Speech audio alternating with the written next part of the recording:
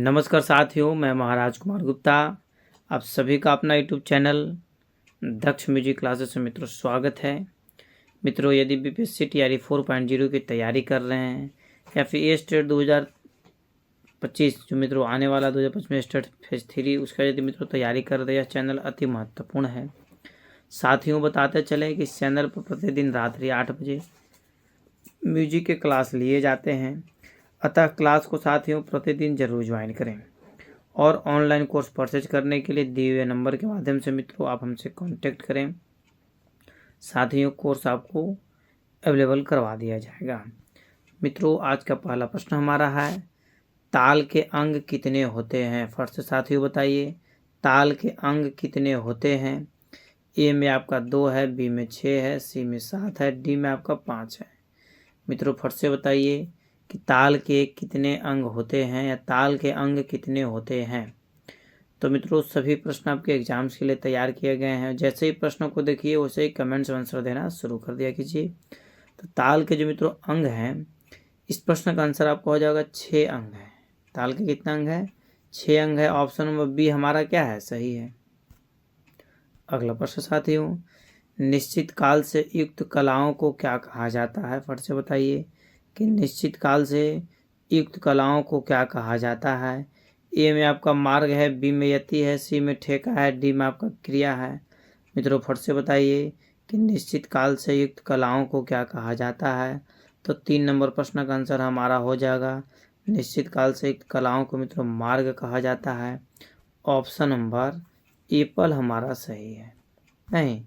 अगला प्रश्न साथियों, लय के चाल क्रम को क्या कहा जाता है? लय के चाल क्रम को क्या कहा जाता है? ए में आपका यति है, बी में अंग है, सी में लघु है, डी में आपका गुरु है। फट से मित्रों बताइए कि लय के चाल क्रम को क्या कहा जाता है। तो 4 नंबर प्रश्न का आंसर हमारा हो जाएगा, लय के चाल क्रम को जो मित्रों कहा जाता है उसे यति कहते हैं। ऑप्शन नंबर एप्पल हमारा सही है। अगले प्रश्न पर ध्यान दीजिएगा। 2-3-2-3 विभाग वाली ताल कौन सी है? ए में आपका झंप ताल है, बी में दादरा है, सी में 3 ताल है, डी में आपका रूपक है। मित्रों, फट से बताइए कि 2-3-2-3 विभाग वाली ताल कौन सी है।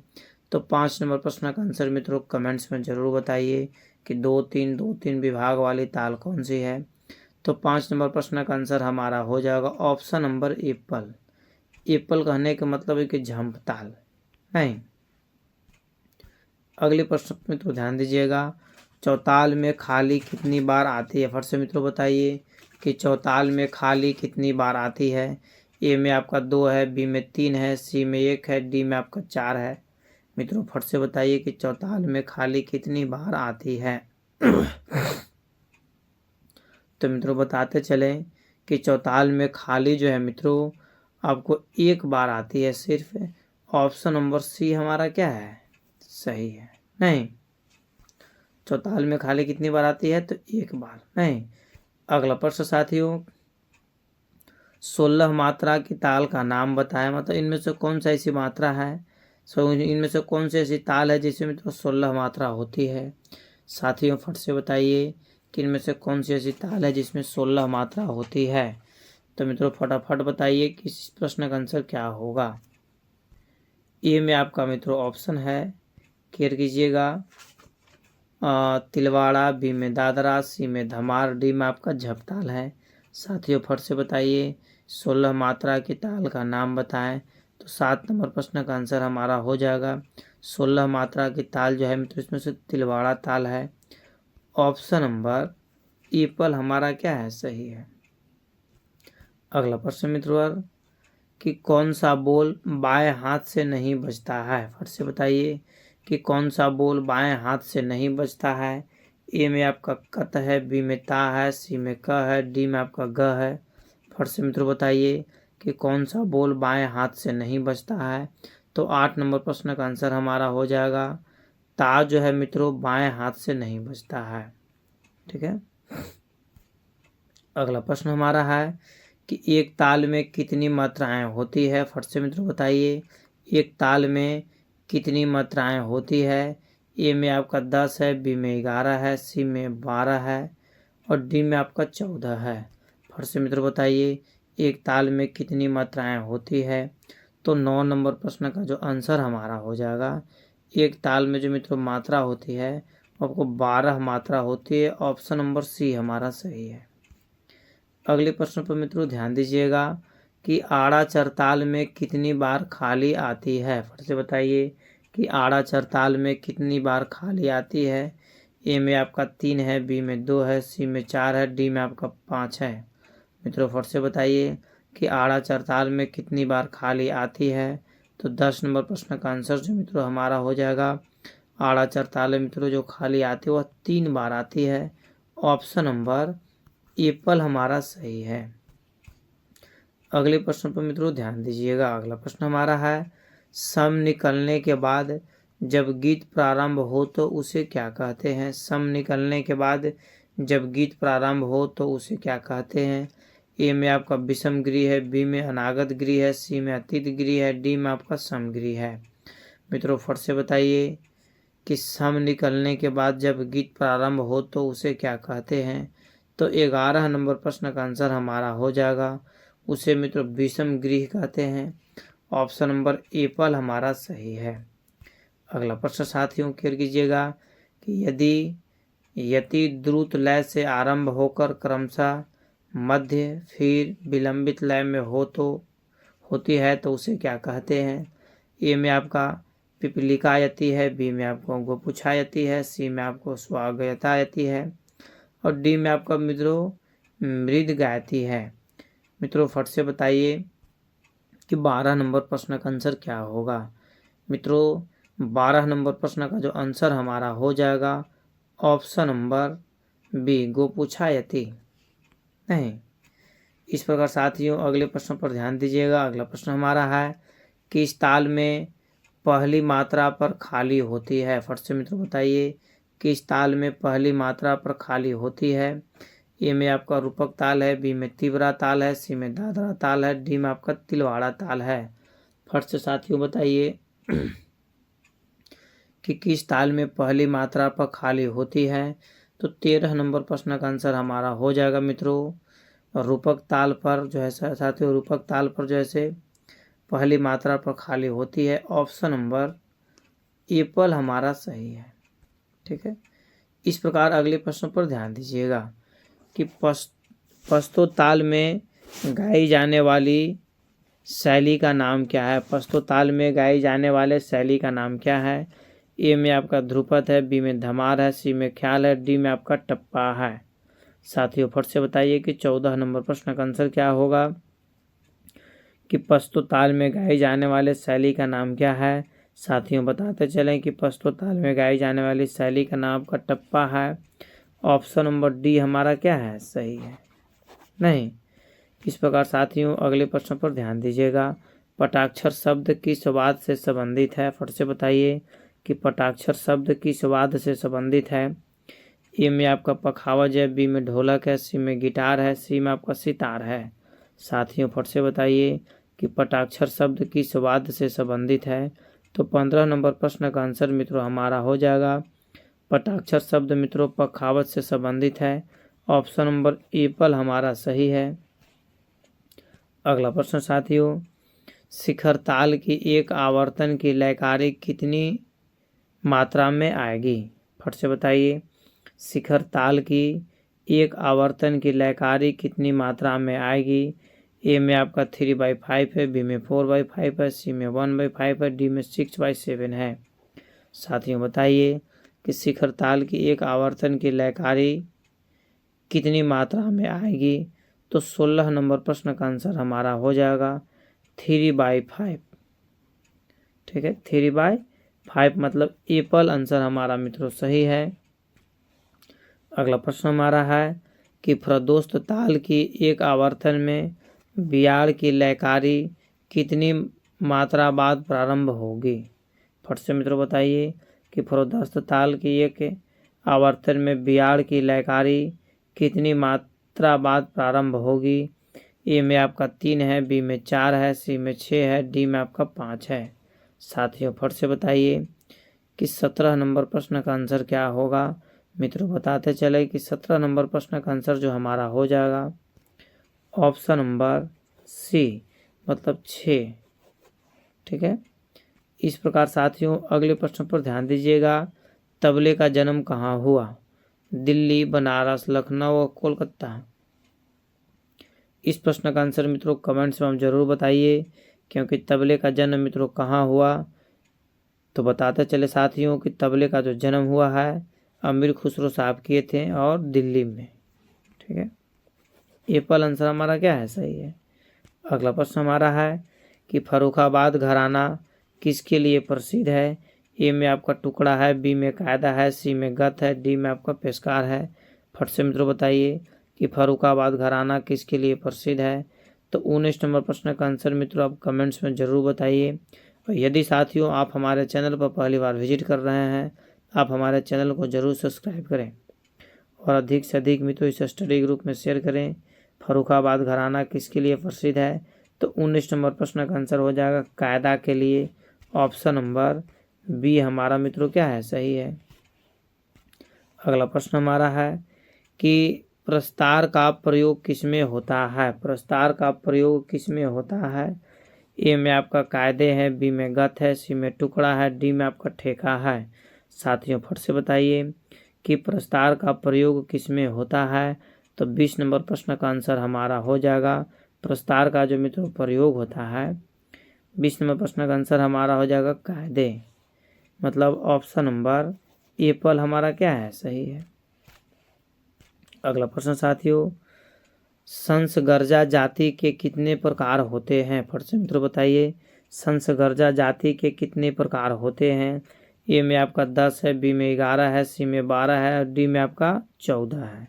फट से मित्रों बताइए कि संसगर्जा जाति के कितने प्रकार होते हैं।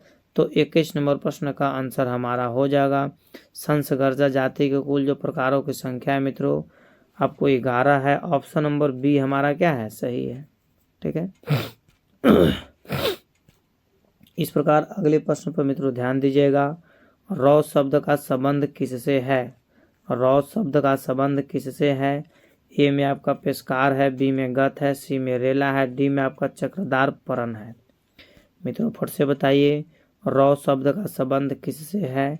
तो 22 नंबर प्रश्न का आंसर मित्रों हमारा हो जाएगा रौ शब्द का मित्रों जो संबंध है आपका ऑप्शन नंबर सी रेला से संबंध है। ठीक है। सी हमारा आंसर क्या है? सही है। साथियों अगला प्रश्न हमारा है कि कहरवा ताल का मुख्यतः प्रयोग किया जाता है। कहरवा ताल का मुख्यतः प्रयोग किया जाता है। ए में आपका लग्गी लड़ी, बी में झाला, सी में गट्टा, डी में आपका जोड़। फट से मित्रों बताइए कि कहरवा ताल का मुख्यतः प्रयोग किया जाता है, कहाँ पर किया जाता है। ठीक है। तो मित्रों बताते चले कि 23 नंबर प्रश्न का आंसर हो जाएगा लग्गी लड़ी। ऑप्शन नंबर एप्पल हमारा क्या है? सही है। साथियों अगले प्रश्न पर ध्यान दीजिएगा। अगला प्रश्न हमारा है कि कमाल की परन किसके अंतर्गत आती है? फट से मित्रों बताइए कि कमाल की परन किसके अंतर्गत आती है। ए में आपका चक्रदार परन, बी में पेशकार, सी में तिहाई, डी में आपका वेदम तिहाई। मित्रों फट से बताइए कि कमाल की परन किसके अंतर्गत आती है। तो 24 नंबर प्रश्न का आंसर हमारा हो जाएगा चक्रदार परन। ऑप्शन नंबर एप्पल हमारा सही है। साथियों यदि इस चैनल पर पहली बार विजिट कर रहे हैं तो इस चैनल को जरूर सब्सक्राइब करें। और मित्रों आपको कोर्स खरीदने के अति आवश्यक है। यदि मित्रों आप कोर्स नहीं खरीदते हैं तो साथियों आगे आने वाले समय में आपको अचानक दिक्कत आ जाएगा। इस नंबर के माध्यम से आप हमसे कांटेक्ट करें। वृंद के कितने गुण होते हैं? फट से मित्रों बताइए वृंद के कितने गुण होते हैं। ए में आपका 4 है, बी में 5 है, सी में 6 है और डी में आपका 7 है। साथियों फट से बताइए कि वृंद के कितने गुण होते हैं। तो 25 नंबर प्रश्न का आंसर हमारा हो जाएगा वृंद के कुल जो मित्रों गुण होते हैं 6 गुण होते हैं। ऑप्शन नंबर सी हमारा सही है। अगला प्रश्न हमारा है कि धीरकिट शब्द को स्याही से खिसकाकर पूरे पंजे से बजाने का प्रचलन किसने प्रारंभ किया? ठीक है। धीरकिट शब्द को स्याही से खिसकाकर पूरे पंजे से बजाने का प्रचलन किसने प्रारंभ किया। ए में आपका मम्मू खां है, बी में अलार खां है, सी में अनोखे लाल है, डी में आपका जाकिर हुसैन साहब है। मित्रों बताइए कि 26 नंबर प्रश्न का आंसर क्या होगा। साथियों बताते चले कि 26 नंबर प्रश्न का आंसर आपका हो जाएगा ऑप्शन नंबर एप्पल। एप्पल कहने के मतलब मित्रों कि मम्मू का आंसर क्या है, सही है। अगला प्रश्न हमारा है, कर्नाटक ताल पद्धति में 3 ताल को कैसे लिखा गया है। फट से मित्रों बताइए, कर्नाटक ताल पद्धति में 3 ताल को कैसे लिखा गया है। ए में आपका 010, बी में 151, सी में 111, डी में आपका 0111। मित्रों फट से बताइए कि कर्नाटक ताल पद्धति में 3 ताल को कैसे लिखा गया है। तो 27 नंबर प्रश्न का आंसर मित्रों आप कमेंट्स में जरूर बताइए, अति महत्वपूर्ण प्रश्न हमारा है। तो 27 नंबर प्रश्न का आंसर हमारा हो जाएगा 0111, मतलब ऑप्शन नंबर डी हमारा क्या है, सही है। नहीं, अगला प्रश्न साथियों केयर कीजिएगा। यदि होगा, ठीक है, यदि झपताल को कहरवा ताल में एक ही आवृत्ति में सम से सम तक सेट किया जाए तो कौन सी लयकारी होगी। फिर से मित्रों बताइए, यदि झपताल को कहरवा ताल में एक ही आवृत्ति में सम से सम तक सेट किया जाए तो कौन सी लयकारी होगी। ए में आपका 11/3 है, बी में 13/4 है, सी में 11/2 है, डी में 11/4 है। साथियों फट से बताइए कि 28 नंबर प्रश्न का आंसर क्या होगा। मित्रों और बताते चलें कि 28 नंबर प्रश्न का आंसर हमारा हो जाएगा ऑप्शन नंबर बी, 13/4। नहीं, इस प्रकार साथियों अगले प्रश्न पर ध्यान दीजिएगा। किस ताल के ठेके में 1.5 मात्रा का धा होता है। किस ताल के ठेके में 1.5 मात्रा का धा होता है। ए में आपका पंचम सवारी है, बी में रुद्र है, सी में फ्रोदस्त है, डी में आपका खेमटा है। मित्रों फट से बताइए किस ताल के ठेके में 1.5 मात्रा का धा होता है। तो 29 नंबर प्रश्न का आंसर हमारा हो जाएगा ऑप्शन नंबर सी, मतलब फ्रोदस्त। सी आंसर क्या है, सही है। अगला प्रश्न साथियों, मार्ग में निःशब्द क्रियाएं कितनी होती है। फट से मित्रों बताइए, मार्ग में निःशब्द क्रियाएं कितनी होती है। ए में आपका 2 है, बी में 3 है, सी में 4 है, डी में आपका 5 है। फट से मित्रों बताइए, मार्ग में निःशब्द क्रियाएं कितनी होती है। तो 30 नंबर प्रश्न का आंसर हमारा हो जाएगा ऑप्शन नंबर सी, मतलब 4 आंसर क्या है, सही है। इस प्रकार साथियों अगले प्रश्न पर ध्यान दीजिएगा। अगला प्रश्न हमारा है, काक पद का चिन्ह क्या है। मित्रों इस प्रश्न का आंसर कुछ दिन पहले हम बता चुके थे आपको, अतः आपको जरूर बताना चाहिए कि काक पद का चिन्ह क्या है। ए में आपका 0 है, बी में 1 है, सी में एस है, डी में आपका प्लस का साइन है। मित्रों अति महत्वपूर्ण प्रश्न हमारा है कि काकपद का चिन्ह निम्नलिखित में से कौन है। मित्रों इसमें से एक ही ऐसा ऑप्शन है जिसमें चिन्ह सिंबल के अंतर्गत रखा जाता है, बाकी कुछ सिंबल है ये नहीं है। तो प्लस क्या है, एक प्रकार का सिंबल होता है, मतलब ऑप्शन नंबर डी हमारा क्या है, सही है कि काकपद का चिन्ह क्या है, तो प्लस, नहीं प्लस का ऑप्शन नंबर डी, ठीक है। इस प्रकार मित्रों अगले प्रश्न पर ध्यान दीजिएगा। ध्रुवा क्रिया किसके अंतर्गत आती है। ध्रुवा क्रिया किसके अंतर्गत आती है। ए में आपका मार्ग शब्द है, बी में मार्ग निशब्द है, सी में आपका देशी निशब्द है, डी में आपका देशी शब्द है। फट से मित्रों बताइए कि ध्रुवा क्रिया किसके अंतर्गत आती है। तो 32 नंबर प्रश्न का आंसर मित्रों हमारा हो जाएगा ध्रुवा क्रिया आपको जो है मित्रों मार्ग शब्द के अंतर्गत आती है। ऑप्शन नंबर एप्पल हमारा सही है। साथियों अगले प्रश्न पर ध्यान दीजिएगा। तिटकत गदिगन किस ताल में आता है। ए में आपका तीव्रा ताल है, बी में चर ताल है, सी में खेमटा है, डी में आपका रूपक है। साथियों फट से बताइए तिटकत या गद्दी गन किस ताल में आता है। तो 33 नंबर प्रश्न का जो आंसर हमारा मित्रों हो जाएगा ऑप्शन नंबर एप्पल, तीव्रा क्या आंसर है, सही है। साथियों अगले प्रश्न पर ध्यान दीजिएगा। धागे धी न गिन तागे 3, ठीक है, किन कौन सी ताल की है। ए में आपका कहरवा ताल है, बी में आपका दादरा ताल है, सी में खेमटा ताल है, डी में आपका रूपक ताल है। साथियों फट से बताइए कि 34 नंबर प्रश्न का आंसर हमारा क्या होगा। मित्रों बताते चले कि 34 मतलब 34 नंबर प्रश्न का आंसर हमारा हो जाएगा खेमटा ताल। ऑप्शन नंबर सी हमारा मित्रों सही है। अगला प्रश्न हमारा है रुद्र ताल में कितने विभाग होते हैं। फट से मित्रों बताइए कि रुद्र ताल में कितने विभाग होते हैं। ए में आपका 60 है, बी में 7 है, सी में आपका 10 है, डी में आपका 11 है। मित्रों फट से बताइए कि रुद्र ताल में कितने विभाग होते हैं। तो 35 नंबर प्रश्न का आंसर हमारा हो जाएगा रुद्र ताल में मित्रों कुल विभागों की संख्या आपको 11 होती है। मतलब ऑप्शन नंबर डी हमारा क्या है सही है। ठीक है कि रुद्र ताल में कितने विभाग होते हैं तो 11 विभाग होते हैं। कोई दिक्कत है। तो अगले प्रश्न पर ध्यान दीजिएगा। अगला प्रश्न हमारा मित्रों कि 3/2 2/2 ठीक है किस ताल के विभाग है। 3/2 किस ताल के विभाग है। ए में आपका दादरा है, बी में रूपक है, सी में कहरवा है, डी में आपका पस्तो ताल है। साथियों फट से बताइए कि 36 नंबर प्रश्न का आंसर क्या होगा। मित्रों बताते चलें कि 36 मतलब 36 नंबर प्रश्न का आंसर हमारा हो जाएगा ऑप्शन नंबर डी पस्तो ताल। मित्रों आंसर हमारा सही है। अगला प्रश्न हमारा है कि 3/4 किस ताल के विभाग है। ए में आपका झप ताल है, बी में आपका एक ताल है, सी में दीपचंदी ताल है, डी में आपका मत ताल है। मित्रों फट से बताइए कि 3/4 किस ताल के विभाग है। तो 37 नंबर प्रश्न का जो आंसर हमारा हो जाएगा option number C. Option number C कहने का मतलब है कि दीपचंदी ताल मित्रों हमारा सही है।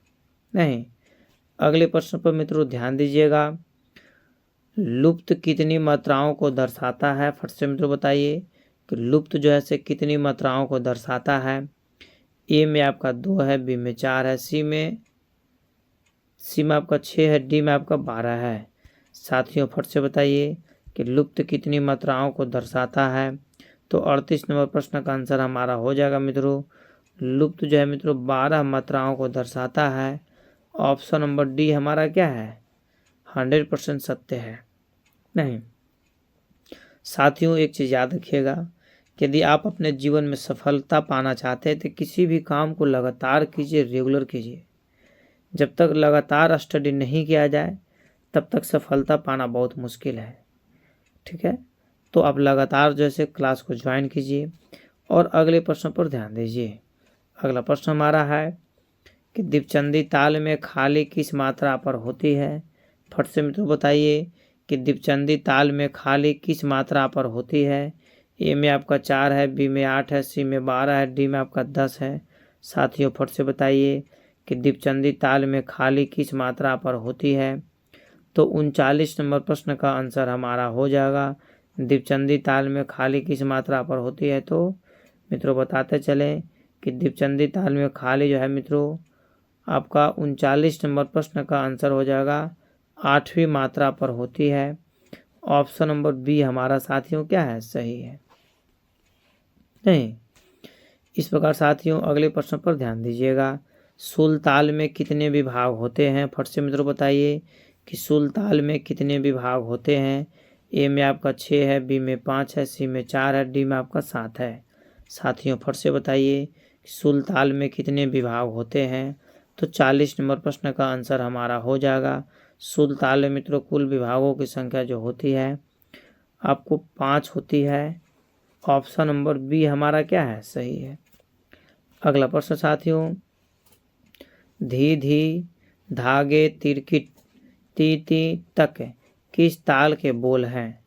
ए में आपका एक ताल है, बी में गंजप्पा ताल है, सी में झुमरा ताल है, डी में आपका पंचम सवारी ताल है। मित्रों फट से बताइए कि धी धी धागे तिरकिट ती ती तक किस ताल के बोल हैं।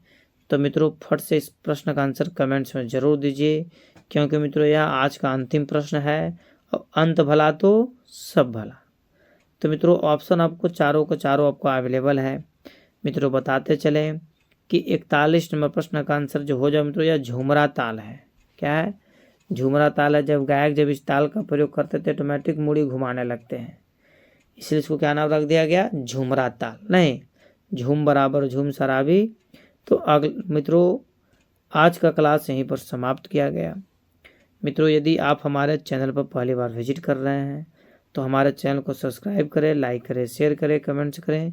और मित्रों यदि आप state, BPSC, DSSB, net, KVS, EMRS की मित्रों तैयारी करना चाहते हैं तो मित्रों दिए हुए नंबर के माध्यम से आप हमसे कांटेक्ट करें या व्हाट्सएप करें। मित्रों संपूर्ण कोर्स साथियों आपको प्रोवाइड करवाया जाएगा, जिससे कि रिजल्ट आपका 100% होगा। तब तक के लिए मित्रों स्वस्थ रहिए, मस्त रहिए और एक बार प्रेम से जोड़ लगा करके बोलिए भारत माता की जय।